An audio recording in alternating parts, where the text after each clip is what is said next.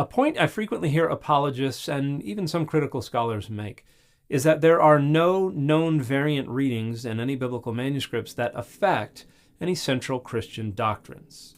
Hey everybody, I'm Dan McClellan. I'm a scholar of the Bible and religion, and folks make this point primarily to try to settle any fears or doubts or anxieties from the general public regarding the significance of variant readings and the fact that we have to engage in textual criticism to try to construct an idea of what the biblical text was like in its earliest recoverable periods. So when apologists say there are no variants that affect any central Christian doctrines, the idea is, don't worry, the text has still been supernaturally preserved by God.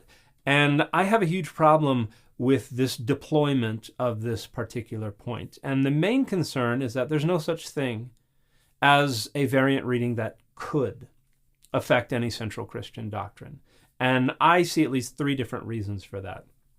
And the first and the main one is that central Christian doctrines do not flow directly downstream from biblical texts.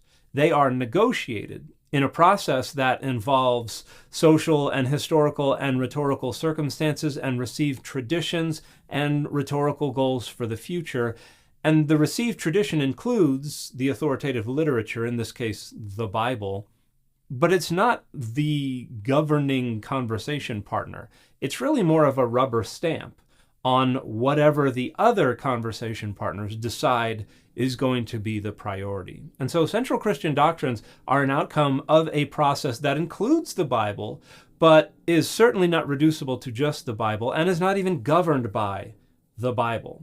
Because if a group decides that they need to overrule something that they previously accepted as in the Bible, as for instance, many Christians did in the 19th century with slavery, they're going to succeed. They're going to overrule what's in the text. And this brings up the second reason, that there can be no such thing as a variant reading that affects any central Christian doctrine. Most biblical hermeneutics are carefully constructed precisely to mitigate the significance, the influence of any single passage.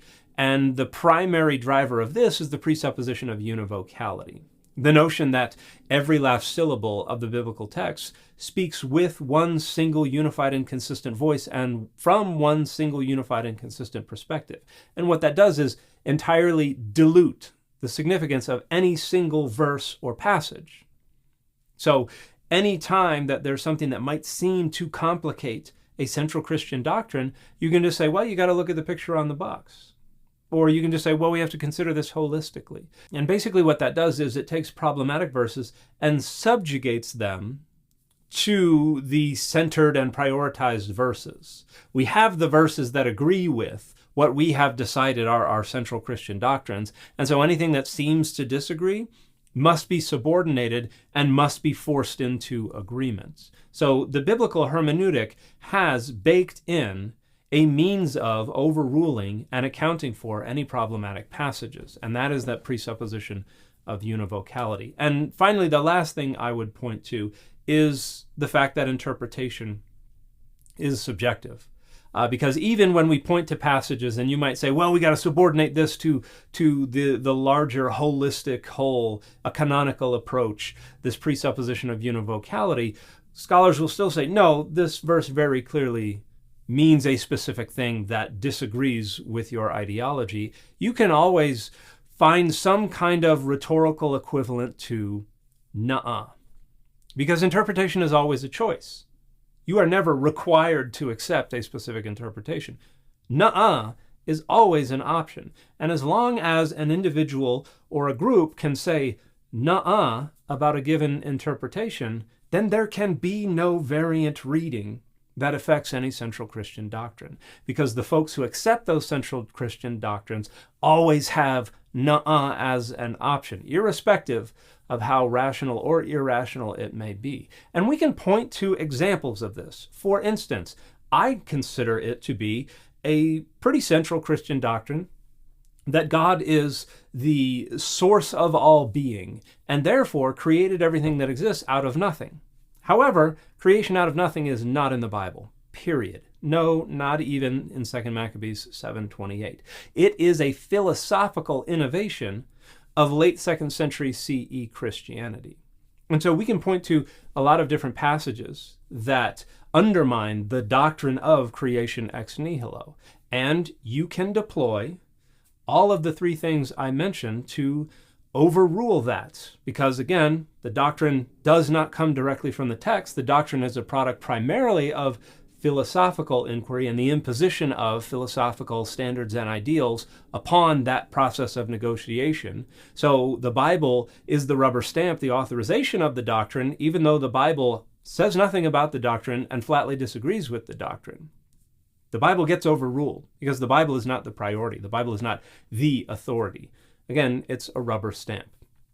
And then we have the presupposition of univocality. You can make it all go away by asserting certain interpretations of certain passages. Well, the New Testament says God is the creator of all things, therefore creation ex nihilo. Even though other pagan philosophers from the same time period said God was the creator of all things, but did not accept creation ex nihilo, because what we mean by create plays a significant role in whether or not being the creator of all things means creation ex nihilo. And that brings up the third issue, the eternal availability of na'ah as an option. So we can point to how Genesis 1:1 ought to be understood, and that it presupposes the pre-existence of the earth and the primordial chaotic waters of creation. And you can say, nuh-uh. Or you can say, well, that doesn't preclude the understanding that God had created those things prior to Genesis 1:1. There are always other options available to you because the Bible is not what governs central Christian doctrines. The Bible is the rubber stamp, the authorization of what that process of negotiation generates for the group, which again does not flow directly downstream from the Bible. You can look at the central Christian doctrine of the idea that God is not an anthropomorphic corporeal being. That is directly contradicted in the Bible numerous times. Guess what? You've got na'ah available for that. You've got the presupposition of univocality that allows you to dilute any passages that might seem to disagree with the doctrine that was developed quite explicitly through philosophical inquiry. Because you have Origen of Alexandria in the 3rd century CE saying, well, the Bible talks about God walking, talking, having hands and face and feet and all this stuff that people have even seen and people have even directly had contact with. And Origen says, so the Jewish people and even some of our own people are under this misapprehension that God has a body. But the philosophers despise this as myth, as fairy tale. Origen is quite explicit about the fact that, yeah, that's what's in the Bible, but we know from philosophy that that can't be the case. So that's a doctrine that does not flow downstream from the scriptures. It is contradicted in the scriptures. But because of these three things I've pointed out, everybody knows God does not have a body, parts, or passions. And when we look into the Bible, where it very clearly represents God as having all those things, you can just say, nuh-uh. You can just say, well, presupposition of univocality, got to look at the picture on the box. Where did the picture on the box come from? From Greek philosophy, not the Bible. But guess what? That's what we all agreed to accept as a central Christian doctrine. God doesn't lie. Guess what? You got a bunch of places in the Bible where God lies. Nuh-uh. You got a bunch of options for overruling anything in the Bible that already affects central Christian doctrines. So obviously there cannot be a variant reading that affects any central Christian doctrine, because you always have the option of nuh-uh.